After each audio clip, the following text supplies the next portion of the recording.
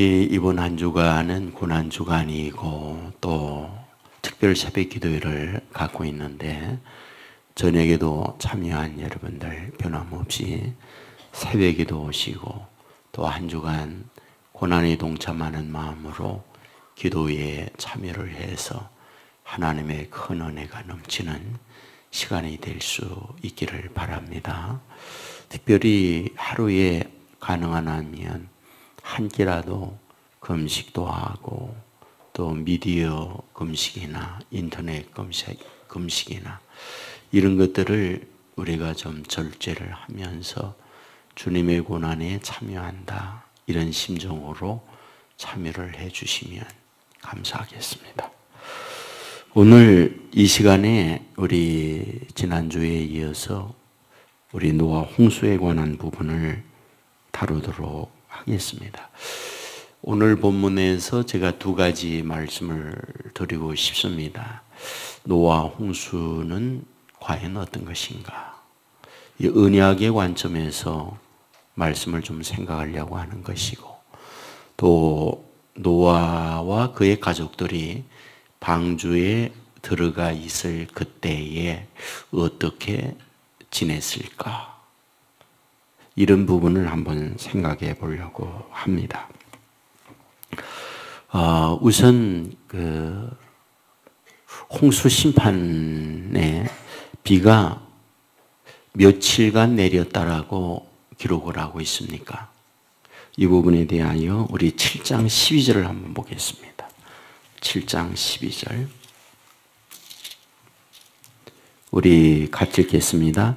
40주야를 비가 땅에 쏟아졌더라. 여기 보면 40일 밤낮으로 비가 내렸다. 이렇게 말씀을 하고 있습니다. 그런데 우리가 성경을 가만히 보면 하늘에서 비가 내린 것만으로 말씀하고 있지는 않죠. 땅에서 물이 쏟아졌다고 하는 것을 말해주고 있어요. 그러니까 땅에서 샘이 솟구쳐 올라오고 하늘에서 비가 내리면서 40일 동안을 그와 같이 했다. 그리하여 성경을 보면 온 대지가 물로 덮여졌다. 가장 높은 산까지 물로 가득 차 있었다. 얼마나 가득 차 있었을까?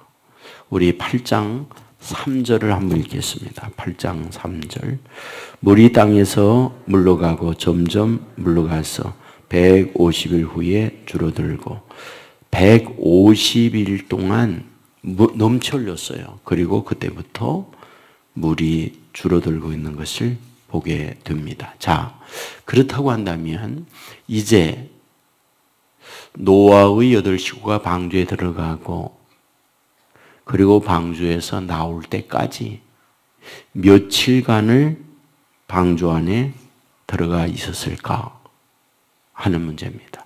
이 부분에 대하여 성경은 분명하게 말해주고 있죠. 13, 14절 8장 13, 14절 한번 같이 읽겠습니다. 601년 첫째 달 곧 그 달 초 하룻날에 땅 위에서 물이 그친지라 노아가 방주 뚜껑을 제치고 본즉 지면에서 물이 그쳤더니 둘째 달 21의 날에 땅이 말랐더라.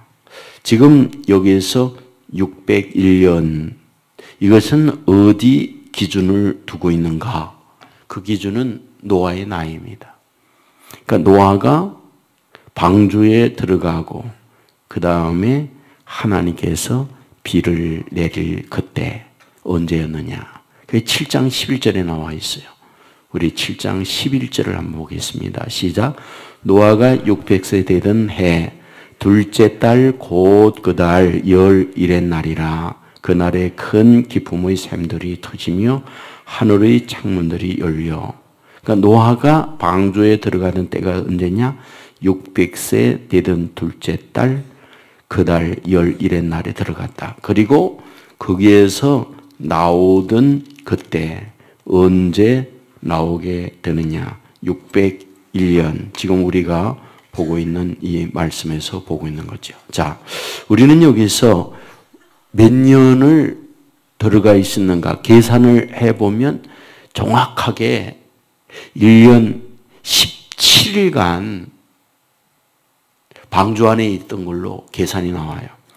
우리의 1년에 365일로 계산을 한다면 382일이에요. 그런데 성경에 나와 있는 연대는 우리가 현재 쓰고 있는 태양력 이거와 달라요. 그 성경에 기록되어 있는 연대는 히브리역입니다. 히브리역이라고 하는 말은 바로 히브리 사람들이 사용하고 있는 달력이에요. 그들의 달력과 우리들이 현재 쓰고 있는 태양력과는 달라요. 그들은 1년을 며칠로 두고 있느냐? 354일로 두고 있어요. 그래서 354일에 이거를 계산하면 371일간 그들이 방주 안에 있었다. 그런 얘기입니다. 그런데 우리는 여기서 생각을 해볼 필요가 있어요. 방주 안이 어떤 곳이었을까? 분명하게 말하는 것은 크루즈선은 아니었어요. 여러분들 크루즈선 하면은 관광하는 분들이 타고 여행을 하잖아요. 그 안에는 풀장도 있고 24시간 맛있는 걸 먹을 수 있는 뷔페 식당이 차려져 있고 좋은 호텔과 같은 방이 있어서 쉬고 이런 곳이 크루즈선이에요. 그리고 좋은 관광지 내려서 구경도 하고 또 그곳에 가면 쇼핑할 수 있는 많은 상점들이 있고 그것이 크루즈선의 여행이에요. 방주는 그런 곳이 아니었다는 거예요. 이미 우리가 알고 있듯 그 안에는 온갖 가축과 동물들 이런 것들이 가득 차 있어요. 거기에다가 조류, 새들이 가득 그 안에 들어가 있어요. 자, 그렇다고 한다면 그 공간 안에 어떻게 지내실까요? 우선 그 가축들이 먹는 음식에 대한 배설을 하잖아요. 여러분들 가축들의 배설물이라는 것은 그렇게 상쾌한 향기로운 게 아니에요. 악취가 진동하죠. 그러니까 그 안에서 371일 동안 그 악취를 맡으면서 지낸다는 거예요. 여러분들 그러면 그 가축들이 있을 때 다 침묵하고 있을까요? 아니죠. 별 가축 소리 다 내겠죠. 음매 소리로부터 짹짹이로부터 뭐 별 소리가 그 안에 가득 차 있을 거 아니겠어요? 여러분 구원선에 탄 노아의 8 식구는 구원이라고 하는 이 축복도 있지만 동시에 그 방주 안에서의 생활이라고 하는 것은 쉽게 말하면 힘든 시간이었다. 그런 얘기입니다. 이것은 무엇을 의미하는가? 동시에 구원과 함께 그들로 하여금 훈련을 시키는 과정이었구나. 이거를 보여주는 거예요. 예수 그리스도의 구원선의 탐으로 말미암아 우리에게 주어지는 게 있죠. 구원이에요. 구원이면 그것으로 끝이냐? 아니에요. 우리가 이 땅 위에 사는 날 동안 삶의 과정은 뭡니까? 훈련이에요. 그것을 우리는 성화라고 하는 표현을 씁니다. 그러니까 우리가 이 땅 위에 살고 있는 동안에 하나님은 구원받은 하나님의 자녀로 구원의 기쁨을 누리기도 하지만 현재 하나님은 이 땅 위에서 저와 여러분들로 하여금 뭘 하게 한다? 훈련하게 한다. 그 훈련의 가장 핵심적인 것이 뭡니까? 저는 여러 가지가 있을 수 있지만 버티는 거라고 생각해요. 인내하는 거라고 생각해요. 견뎌내는 거라고 생각해요. 여러분들 노아의 8 식구가 그 안에 지내면서 악취 견뎌내는 거예요. 그 많은 동물들 속에 아름답게 들을 수도 있지만 많은 소음으로 들릴 수도 있어요. 그런데 그런 것들을 그 안에서 견뎌내는 거예요. 그래서 성경을 보면 끝까지 견디는 자는 구원을 얻으리라. 여러분들 창세기부터 요한계시록까지 면면이 흐르고 있는 하나님의 백성들을 향하여 하나님이 주시는 굉장히 중요한 메시지. 그게 뭐예요? 인내예요. 참아내는 거예요. 견뎌내는 거예요. 바로 하나님은 이 송화에 있어서 저와 여러분들로 하여금 진흙과 같이 빚어 주의 형상을 만들어 가면서 우리에게 원하고 있는 것, 그것은 참아 견뎌내는 거라고 보는 거죠. 여러분, 그 견뎌내게 하는 원동력, 힘이 뭘까요? 그것이 희망이에요. 정말 힘들고 어렵지만 희망이 있다면 그 희망은 참아내게 하는 힘이에요. 여러분들 아이들을 키우면서 아이들을 키우는 것이 쉬운 건 아니지요. 출산하는 해산의 고통도 있지만 그 핏덩이를 양육해 가는 과정은 굉장히 힘들어요. 하지만 그 힘든 과정을 견뎌내는 것은 이 아이가 커서 어른이 되어진다고 하는 희망, 그것을 바라보니까 견뎌내는 거예요. 아이들이 공부를 해요. 공부하는 것은 취미로 하는 공부도 있지만은 어쩔 수 없이 그 과정을 거치는 아이들도 많이 있잖아요. 그런데 그 과정은 어느 시점에 다 끝이 난다고 하는, 그리고 새로운 세계로 간다고 하는 희망이에요. 오늘 우리가 살면서 때려오는 일이 있어요. 힘든 일이 있어요. 특별히 믿음으로 산다고 하는 것은 늘 박수 갈채만 받는 건 아니잖아요. 어렵고 힘든 일 많습니다. 특별히 믿는 것 때문에 억울한 일 당하기도 하고, 믿는 것 때문에 하고 싶은 말 하지도 못하고, 믿는 것 때문에 정말 관계 속에서 손해보는 경우도 굉장히 많이 있다고요. 그런데 그런 경우들을 견뎌내게 하는 것, 그 뭡니까? 그 모든 것이 끝나고 난 이후에 우리를 위하여 준비된 영광스러운 하나님의 축복이 있다고 하는 그 앞날에 대한 희망, 그게 있으니까 오늘을 견뎌내는 거라는 거예요. 여러분들 방주 안에서 생활하는 거, 물론 하나님 앞에 예배했겠죠. 그러나 24시간만을 찬송하고 기도하는 것만 아니잖아요. 먹기도 하고 화장실도 가야 되겠고 일반적인 생활도 하고, 그런 여러 가지 과정 속에서 뭘 하느냐? 바로 훈련의 시간이었다. 참아내게 하는 과정이었다. 그런 얘기입니다. 우리가 요셉을 가만히 이렇게 보잖아요. 요셉은 굉장히 힘든 시간들을 많이 보냈습니다. 억울한 일 많이 당했어요. 무슨 잘못이 있어가지고 형들에게 미움을 받고 노예로 팔려갑니까? 그건 아니잖아요. 그리고 억울한 누명 쓰고 감옥에 갇히잖아요. 무슨 잘못이 있어서 감옥에 갇힙니까? 그거 아니잖아요. 근데 왜 하나님께서는 하나님의 택한 하나님의 자녀로 하여금 그런 과정을 거치게 하는 겁니까? 이 부분에 대하여 성경은 말하죠. 우리 한번 찾아보겠습니다. 시편 105편을 한번 보겠습니다. 시편 105편.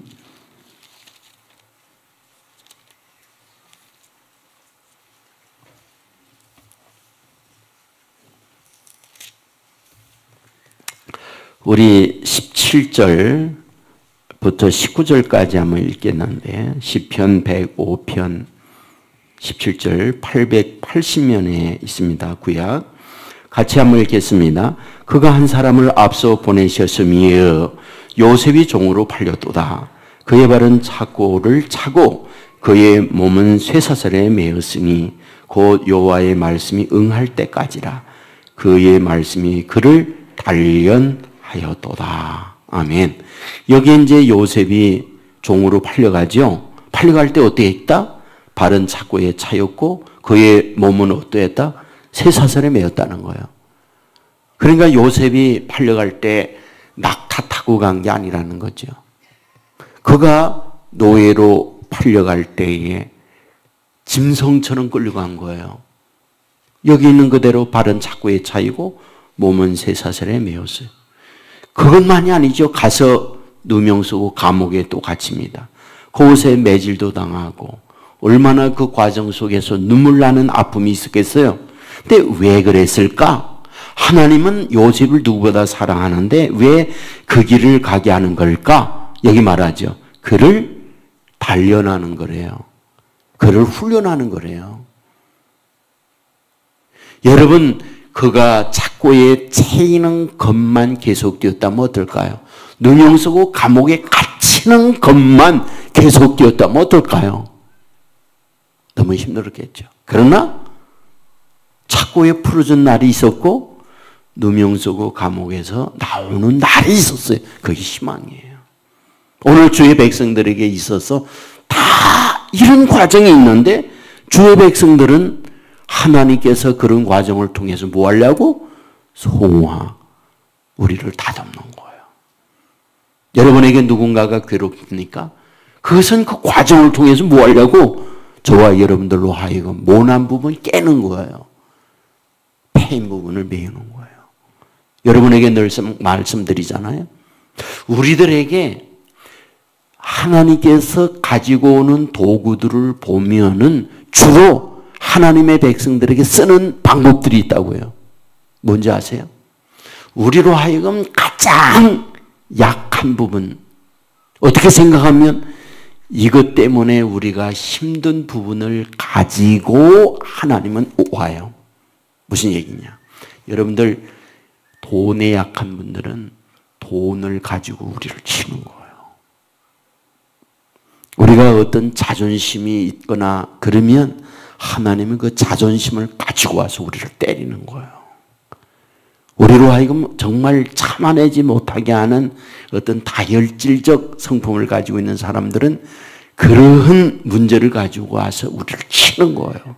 그래서 우리로 하여금 넘어지고 그것 때문에 눈물 흘리고 그것 때문에 아파하고, 그러나 하나님은 왜 우리로 하여금 그걸 가지고 오게 하느냐? 그거를 통해서 우리를 깨는 거예요. 그리고 우리를 다듬어가는 거예요. 그래서 주님의 형상을 닮게 만들고 여기 있는 그대로 우리로 단련시켜서 성화의 과정을 거치게 하는 것이다. 그런 얘기입니다. 그 다음으로 제가 여기에서 드리고 싶은 부분이 있어요. 그게 뭐냐 하면 지금 노아의 홍수를 통해서 하나님이 주시고자 하는 아주 강력한 메시지가 있어요. 그게 뭐냐 하면 6장 18절을 보겠습니다. 창세기 6장 18절.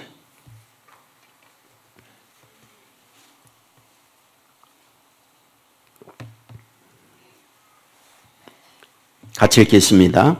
그러나 노아는 내가 내 언약을 세우리니 너는 내 아들들과 내 아내와 내 며느리들과 함께 그 방주로 들어가고, 여기에 어떤 단어가 나오느냐 하면 내 언약이라는 말이 나와요. 그 성경에 보면 언약이라는 단어가 여기에서 처음으로 나옵니다. 그리고 7장 4절로 한번 가겠습니다. 7장 7장 보다 9장으로 오늘 다시 읽은 9장으로 가겠습니다. 9장 9절을 한번 읽겠습니다. 내가 내 언약을 너희와 너희 후손과 거기까지 읽고 또 11절을 읽겠습니다. 내가 너희와 언약을 세우리니 다시는 모든 생물을 홍수로 멸하지 아니할 것이라. 땅을 멸할 홍수가 다시 있지 아니하리니. 그 다음에 12절 읽겠습니다. 하나님이 이르시되 내가 나와 너희와 및 너희와 함께하는 모든 생물 사이에 대대로 영원히 세우는 언약의 증거는 이것이니라. 예, 여기서 이제 계속해서 언약이라는 말씀, 언약이라는 단어가 나옵니다. 자, 우선 말이죠. 여기서 언약이라고 할 때 언약이라고 하는 단어 어떤 의미일까요? 신학적으로 여러 가지 설명이 필요한데 쉽게 그냥 이해가 쉽게 할 수 있는 말이라면 약속이라는 말이에요. 일반적으로 어떤 대상을 두고 약속을 하는 거예요. 약속이라는 말은 물론 자신과의 약속도 있어요. 근데 일반적으로 이 약속이라는 단어를 쓸 때에는 어떤 대상과의 약속이에요. 우리가 집에 어떤 사고 팔 때에 쓰는 게 있어요. 계약서입니다. 계약서도 약속하는 거예요. 내가 중도금은 언제 내겠다. 그리고 잔금은 언제 치르겠다. 그리고 그 안에 조항을 다 달아요. 어떠한 부분에 대하여는 어떻게 하겠다. 그리고 부동산의 문건은 어디 집어내다가 어떤 형태다. 이런 것들을 다 이렇게 조항을 답니다. 그래서 거기에 인감도장을 찍고 계약서를 써요. 그 약속은 일반적으로 상대와 상대와의 결정권이에요. 그런데 언약은 달라요. 언약은 일방적입니다. 약속인데 일방적이에요. 다시 말하면 하나님께서 인간을 향하여 일방적으로 가지고 오는 약속, 이것을 언약이라고 한다. 그러니까 일반 우리의 갖고 있는 약속과 성경에서 말하고 있는 언약이라고 하는 의미는 이렇게 다르다. 그런 얘기입니다. 그런데 여기에 지금 하나님께서 노아에게 언약이라고 하는 말을 할 때에 그 언약의 증거가 뭘까? 그게 방주였어요. 그렇다면 이 방주라고 하는 것은 무엇을 의미하는가? 여러분들, 이 방주를 지켜야 되는 이유가 뭡니까? 홍수 때문이었어요. 그러니까 홍수가 있으니까 그 홍수에 대비하기 위하여 준비 작업으로 해야 할 게 방주였어요. 그렇다면 이 방주와 홍수라는 게 뭡니까? 나타나 있는 건 홍수예요. 나타나 있는 건 방주예요. 그러나 다르게 표현하면 멸망과 구원이었어요. 심판과 구원이었어요. 홍수는 멸망이요 심판이었다면 방주는 구원이었다는 거죠. 그러니까 언약의 핵심이라고 하는 것은 무엇이냐? 멸망, 심판과 구원이라고 하는 것을 가지고 하나님께서 인간에게 약속을 하고 있는 것, 이게 언약의 키였다는 거예요. 여러분, 이 부분에 대하여는 사실상 성경이 어떻게 생각하면 창세기부터 요한계시록까지 계속되고 있는 아주 성경의 중심, 핵심이라고 말씀을 드릴 수 있어요. 지금 여기에서 언약이라고 하는 거 말씀하죠. 사실은 그 앞에 아담하고 하나님은 언약을 해요. 그 언약이 뭡니까? 선악을 알게 하는 열매를 먹는 날에는 정령 죽으리라. 이거 하나님이 약속하는 거예요. 언약이에요. 근데 그 하나님의 약속에 대하여 인간은 무너지죠. 그러므로 정령 죽으리라. 심판이 온 거 아닙니까? 그런데 하나님은 그 심판하는 인간들로 하여금 심판 가운데 그대로 멸망하도록 내버려 두지 아니하고 다시 구원의 길을 허락해 주지요. 그게 뭡니까? 여자의 후손이었어요. 그 구원의 핵심이 뭡니까? 다시금 가죽 옷을 입힘으로 말미암아 그 가죽 옷을 가지고 있던 가축의 죽음, 그 죽음과 함께 우리로 하여금 우리의 부끄러움을 감추어주는, 가려주는 그것으로 말미암아 생명의 언약, 소위 구원이라고 하는 것을 우리에게 보여주는 거예요. 근데 여기에도 보니까 뭡니까? 하나님이 홍수로 심판해요. 멸망이잖아요. 그런데 어떠하다? 방주라는 걸 통하여 구원을 이루어주는 거예요. 여러분들 예수님께서 오셔서 정말 많은 말씀들을 해요. 그런데 여러분들 마지막 종말론에 관한 말씀을 하면서 여러 예를 들잖아요. 마지막 날이 어떠하다고요? 양과 염소를 구분하듯 세상은 구분한다 이렇게 말하죠. 그게 바로 구원과 심판을 얘기하는 거죠. 오른편과 왼편으로 나누어진다. 그러면서 구원과 심판에 관한 문제를 얘기하죠. 다르게 표현하면 성경에 어떻게 생각하면 언약으로 이어져요. 언약으로. 그런데 이 언약이라고 하는 것에 굉장히 중요한 부분이 있다고 해요. 그게 뭐냐 하면 하나님이 하시고자 하는 것은 어떻게 해서라도 이 인간을 멸망시켜야겠다. 여기에 초점을 두고 있는 건 아니라는 거예요. 어떻게 하려고? 살리려고 한다는 거예요. 오늘 함께 읽은 말씀, 우리 12절, 13절 말씀, 우리 한번 같이 다시 읽겠습니다. 하나님이 이르시되 내가 너와 너희와 및 너희와 함께하는 모든 생물 사이에 대대로 영원히 세우는 언약의 증거는 이것이니라. 내가 내 무지개를 구름 속에 두었나니 이것이 나와 세상 사이의 언약의 증거니라. 지금 앞부분에서 하나님께서 노아에게 언약한다고 해놓고 그 다음에 여기 와서 또 다시 언약을 하면서 그 언약의 증거로 무엇을 보여주느냐? 무지개를 보여준다. 무지개가 언약의 증거다. 이렇게 말씀을 하고 있어요. 그런데 여기에서 13절에 보면 그 무지개를 어떤 무지개라고 하느냐? 내 무지개 그래요. 예? 무지개를 하나님이 말씀하면서 하나님의 소유권자로서의 무지개, 내 무지개라고 말씀을 하고 있다는 거예요. 이 의도가 뭘까? 이 말씀의 의미가 무엇일까 하는 거예요. 우선 말이죠. 무지개라고 하는 것은 두 가지 충족이 돼야 돼요. 하나는 물방울이에요. 하나는 햇빛이에요. 여러분들 밤에 물방울이 이렇게 있다고 해서 무지개가 생기지 않는다는 건 알죠? 밤에 무지개를 보셨나요? 무지개는 밤이 없어요. 반드시 무지개는 낮만 있거든요. 그런데 낮에 언제 그 무지개가 있느냐? 해가 있어야 돼, 해가. 그러니까 햇빛에 물방울이 반대로 오면서 그 햇빛의 프리즘 현상을 통해서 무지개가 나타나는 거죠. 이게 자연입니다. 그런데 그 무지개를 통하여 뭐 하려고 그러냐? 나와 세상 사이라고 그래요. 무지개는 나와 세상 사이에 언약의 증표로서 무지개라고 얘기해요. 근데 이걸 가만히 이렇게 보면 무지개는 하늘에 둥글람하게 생기는 경우는 거의 없죠. 항상 무지개는 해의 반대편에 땅과 땅 사이에서 하늘로 이렇게 서게 되잖아요. 그 의미가 뭔가?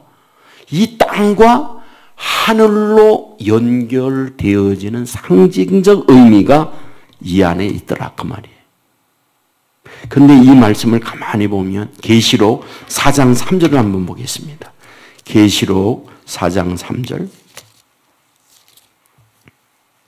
신약성경 403년입니다.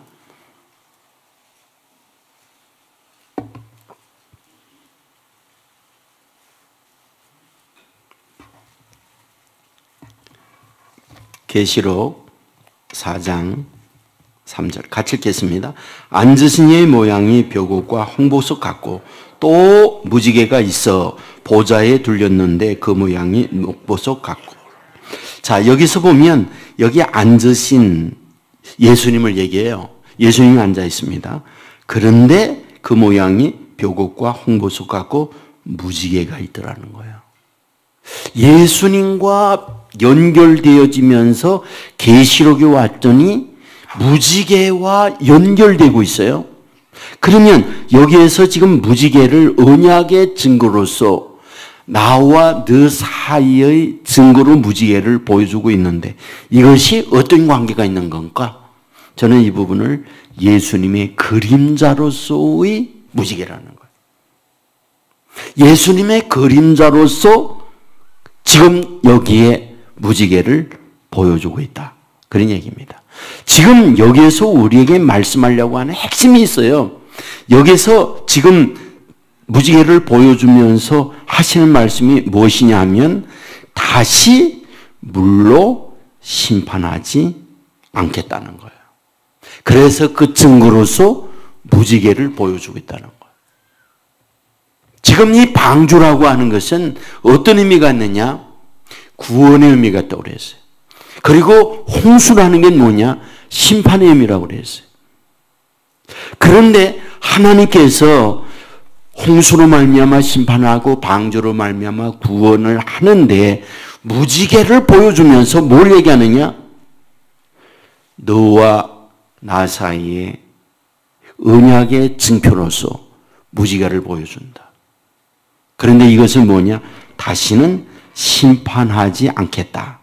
홍수로 멸하지 아니할 것이라 하는 그 표시로 무지개를 보여준다. 그러다면 뭡니까? 여러분, 이것은 지금 어떤 것과 연결하려고 하느냐? 예수님과 연결하려고 하는 계시적 그림자로서의 말씀이다. 그런 얘기입니다.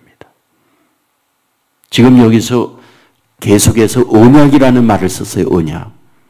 그리고 언약의 표시, 증거로서 그림자, 무지개를 보여주었어요.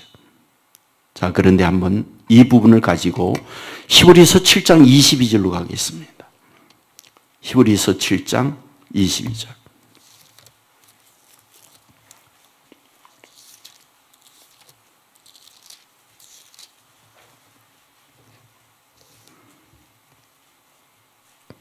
같이 읽습니다. 이와 같이 예수는 더 좋은 언약의 보증이 되셨느니라. 여기에 예수님이 더 좋은 언약의 보증, 예수님이 언약의 보증이라고 그랬어요. 그리고 히브리서 13장 20절을 보겠습니다. 13장 20절.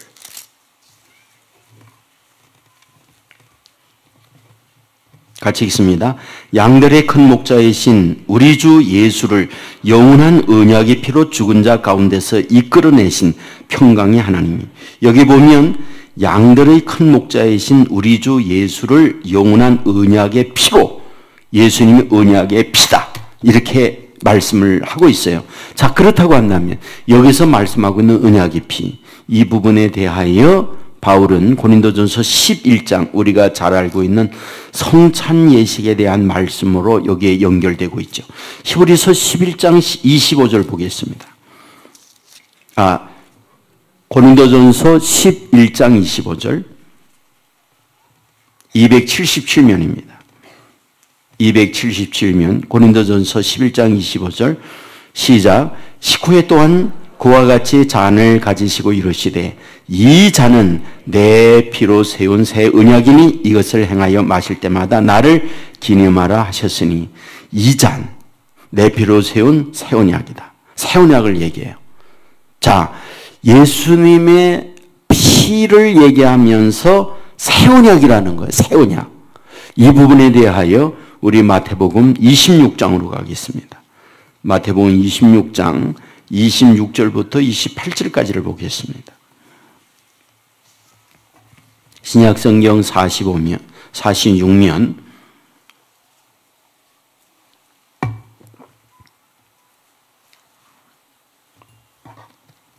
자, 같이 읽겠습니다.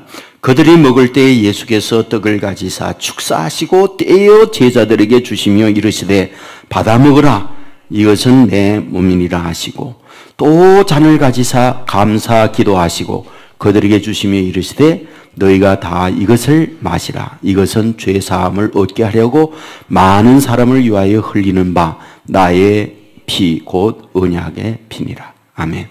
자, 이제 여기에서 우리에게 분명하게 확연하게 드러나는 게 있어요. 지금 모세를 통하여, 노아를 통하여 하나님이 하시는 게 있어요. 언약이라는 거예요. 그 언약을 이야기하면서 홍수 심판과 방주를 말씀하고 있어요. 그 방주와 함께 홍수 심판이 끝났습니다. 그리고 난 이후에 무지개를 보여줘요. 근데 그 무지개가 뭐냐? 너희와 세우는 언약의 증거라는 거예요. 근데 그 무지개를 보니까 그 무지개가 뭐였느냐? 사실은 계시록에 와 보니까 예수 그리스도의 그림자였다는 거예요. 그런데 그 언약이 발전해서 신약으로 왔더니 그 언약이 뭐냐? 피의 언약이었다는 거예요. 피의 언약이 뭡니까? 예수 그리스도가 십자가에 돌아가심으로 말미암아 너에게 세우는 새 언약이라고 말씀을 하고 있더라는 거예요. 그렇다면 여기에서 우리에게 주시고자 하는 강력한 하나님이 언약의 약속이라고 했는데 약속의 핵심은 무엇이냐는 거예요. 구원이라는 거예요. 살리는 거라는 거예요. 약속의 핵심은 살리는 거라는 거예요. 그 살리는 핵심이 어떻게 되어졌느냐 보세요.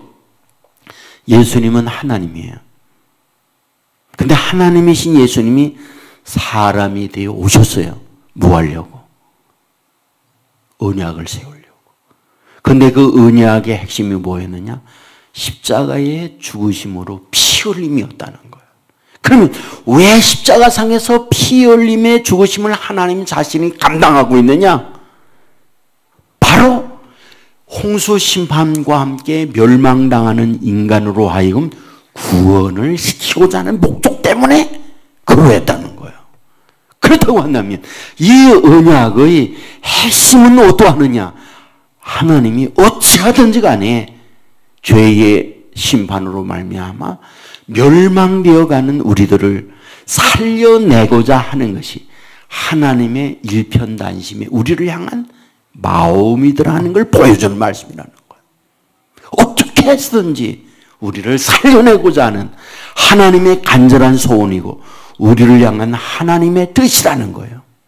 여러분 그러므로 이 말씀을 보면서 우리에게 마지막 가져야 할 게 뭐냐? 이런 하나님의 놀라운 섭리 계획 속에서 결국은 피의 언약을 통하여 우리를 살려내고자 하는 이것이 하나님의 일편단심 우리를 향한 하나님의 심정이 그렇구나. 이 성경의 가르침을 알고 중요한 게 있어요. 믿는 거예요. 믿어야 되니까요. 그것이 내 것이 되는 건 믿어야 되는 거예요. 그리하여 성경은 뭐라고 말하느냐? 믿음이 없이는 하나님을 기쁘시게 못하나니 믿음이 없이 하나님을 기쁘게 하는 거예요. 믿음은 두 가지예요. 하나는 능력을 행하는 믿음이 있어요. 할 수 있거든요. 무슨 말이냐? 믿는 자에게는 능치 못함이 없느니라. 능력을 행하는 믿음이 있어요. 그런데 능력을 행하는 믿음 이전에 우리에게 있어야 할 믿음이 있어요. 구원의 믿음이에요. 주 예수를 믿으라. 그리하면 너와 내 집에 구원을 얻으리라. 그 구원의 은혜는 어디로 말미암아 얻어지느냐? 그렇구나. 예수님께서 하나님이신데 우리로 하여금 구원의 축복을 누리고자 십자가상에서 피를 흘려 돌아가셨구나. 그 언약, 우리를 향하여 약속한 그 예수 그리스도의 십자가, 그것을 내가 믿음으로 받아들일 때 구원의 은혜와 함께 그 주님을 굳굳하게 믿고 나가게 될 때 능력의 역사가 임하는 믿음이 동반된다는 사실 믿으시기를 주의 이름으로 축원합니다. 여러분 그러므로 이 자리에 참여하고 있는 여러분들 정말 이 고난의 주간에 십자가라고 하는 게 이런 은혜의 약속이로구나. 그리고 그것을 우리가 굳게 믿음으로 구원의 은혜에 동참할 뿐 아니라 동시에 그 믿음을 굳게 가짐으로 믿는 대로 역사하는 능력의 믿음을 동시에 갖는 우리가 되겠구나. 이 은혜가 참여하고 있는 저와 여러분 가운데 임하기를 주님의 이름으로 축원합니다. 우리